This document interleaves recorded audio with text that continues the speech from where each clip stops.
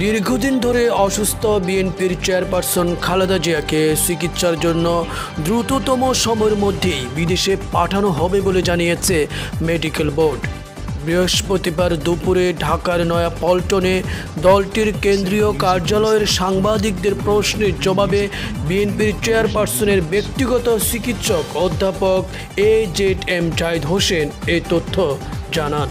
তিনি বলেন, ম্যাডাম গত 4.5 বছর ধরে এভারকেয়ার হাসপাতালে চিকিৎসা নিয়েছেন। আমরা ওনাকে 21 আগস্টে রিলিজ করে বাসায় নিয়ে এসেছিলাম।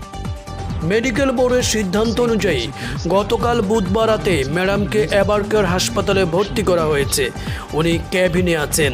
মেডিকেল বোর্ড ওনার বেশ কিছু পরীক্ষা নিরীক্ষা দিয়েছেন, সেগুলোর কাজ চলছে। অধ্যাপক শাহাবুদ্দিন তালুকদারের নেতৃত্বে একটি মেডিকেল বোর্ডের অধীনে চিকিৎসাধীন আছেন খালেদা জিয়া। AZM জাহিদ হোসেন বলেন, একজনকে বাইরে নিতে হলে শারীরিক সুস্থতা প্রয়োজন। প্লেনে উঠতে হলে নেগেটিভ প্রেশার সহ্য করার মতো সুস্থতা থাকতে হয়।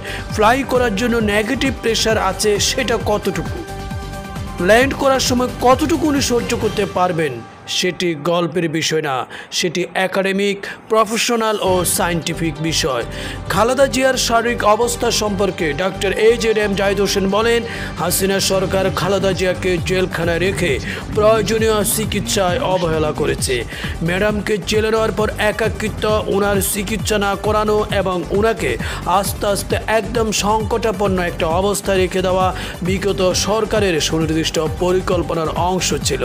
BSMMUতে যে চিকিৎসা দেওয়া উচিত ছিল কোনো কিছুই সঠিকভাবে হয়নি, যার জন্যই ম্যাডামের শারীরিক অবস্থায় পর্যায়ে পৌঁছেছে।